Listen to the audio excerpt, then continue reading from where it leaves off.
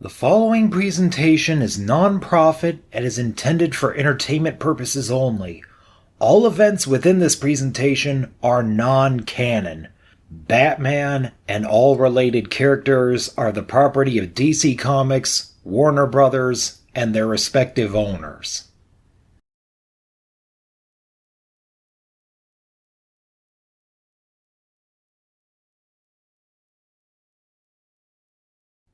Hilarious Matrimony, a Batman fanfiction. Written and read by Robert Cantor. Chapter 8. Batman had been awake for over 48 hours. He was going through all his files on the Joker again, hoping beyond hope that he might find something that would reveal the Joker's plan or where he was hiding. But deep down, he knew he was wasting his time. The Joker would never let himself be caught, at least not while Starfire was still alive. But even if he caught the Joker in time, would it make any difference? He remembered Dick's words. "Don't bother pretending! It happens every damn time! He won't stop until he pulls her f***ing heart out! That's all he does!" Batman stared over at the corner of the cave where Dick first made the vow. It seemed like it was only yesterday, but it was like another lifetime ago. They had brought down Tony Zuko together, and had got justice for the deaths of Dick's parents. He had given Dick the closure that he himself never had. He could have stopped there, but he didn't. He chose to be Robin, and for many years he fought the good fight to honor his parents' memory. Dick was the first in a line of people that would become Batman's new family. And now he wanted to start a new life with Corey. In some ways, Dick was a stronger man than he ever was. "Master Bruce, I hate to interrupt, but I feel obligated to point out that if you intend to break the world record for days gone without sleep, now might not be an ideal time to do it." "I have to find him, Alfred. I can't let Dick down." "Master Richards and Miss Anders are safe in the Watchtower. You'll be no good to them if you succumb to sleep deprivation." The Watchtower was on emergency lockdown. There was no way for anyone or anything to get in or out of the station, not even ghosts. If it were anyone other than the Joker, Batman wouldn't have been so worried. Since all the Justice League's teleportation systems were offline, as per the lockdown protocol, there shouldn't have been any way for anything short of a sizable alien invasion fleet to get on board the Watchtower. Even if the Joker had a ship that could launch him into orbit, the Watchtower's automated defense systems would blast it out of the sky before it even got close. Even so, the Joker wasn't going to give up just because his victims were out of reach. He was either going to keep hurting people until Starfire offered herself up, or he was going to find someone who could break into the Watchtower for him. "Don't worry, sir. I shall wake you if there are any developments."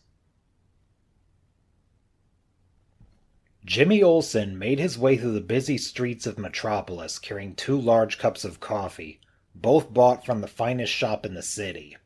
If Lois didn't get her coffee, she was going to be very unbearable. Jimmy fought the urge to use his signal watch to call Superman, so he could ask him for a lift to work. He had almost made it to the Daily Planet when something awful struck his nostrils. P.U.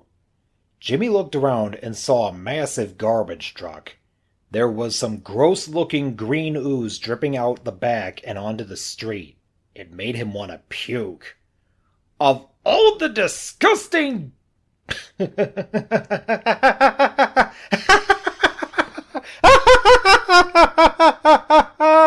Jimmy almost stumbled into the street.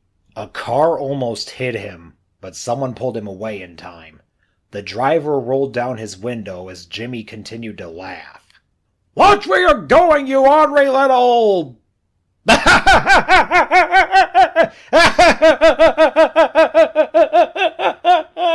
The driver crashed his car into a lamppost, and everyone at the intersection broke down laughing.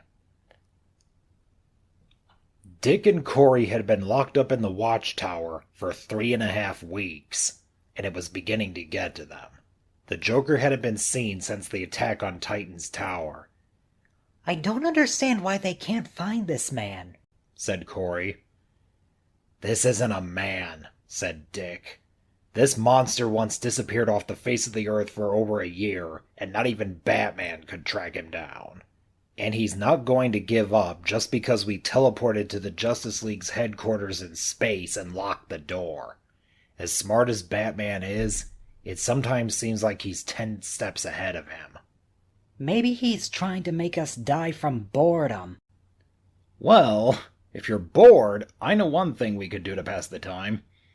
Suddenly, Cyborg appeared on the monitors. "Guys, it looks like the Joker's making his next move." Cyborg's image was replaced with the Joker dressed up as Elmer Fudd. The same video was streaming throughout Gotham City and the internet. "Be very, very quiet. I'm hunting Wobbins." The Joker paused, as if waiting for his audience to laugh, but no one did. "Ain't that always the way? I go through all this effort to arrange entertainment for Bird Brat and Stargirl's wedding, and they don't even bother showing up. Do they know how hard it was for me to break out of the asylum, set up that little scene at the Basilica, and then make the monsters that their friends fought? I could have broken out of Arkham any old way, but for these two lovebirds, I went the extra mile. I flew away on a toilet. Do you have any idea how hard it is to design a flying toilet while confined to a cell?" "Wait, is he kidding?" asked Corey. "I don't know anymore," replied Dick. "Oh, Bird Brat and Stargirl, you're such party poopers. Why don't you come down here and have a few laughs? I know all of Metropolis is."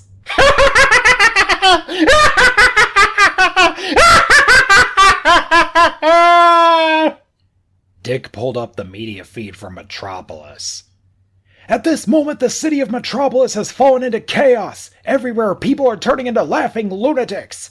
Reports of accidents and property damage are coming in from all over the city, and emergency services are unable to suppress the exterior damage."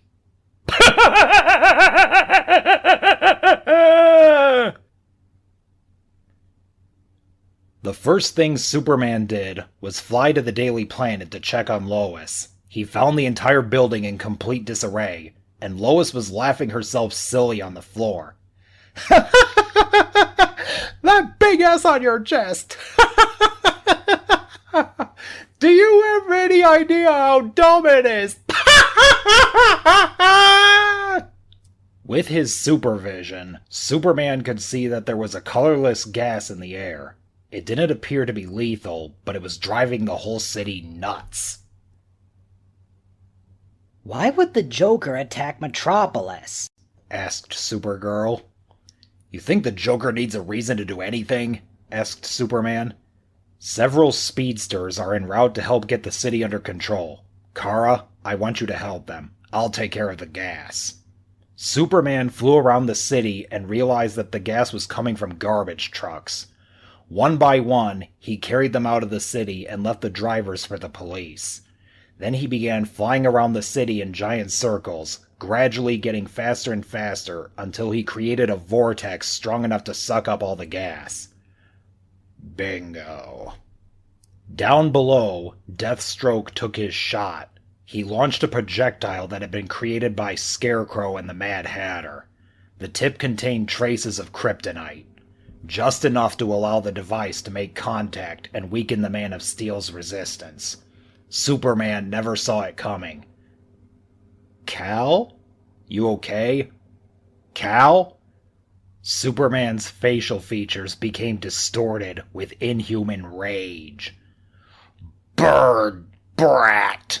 Stargirl! Kill! Kill! Kill!" From his hideout, the Joker sat opposite his mannequin of Batman and changed some of the pieces. "Queen's Bishop turns King's Bishop." To be continued. Thanks for watching. If you like this video, then like this video, subscribe for more updates, and if you really want to help this channel out, click the links in the description below and buy my books.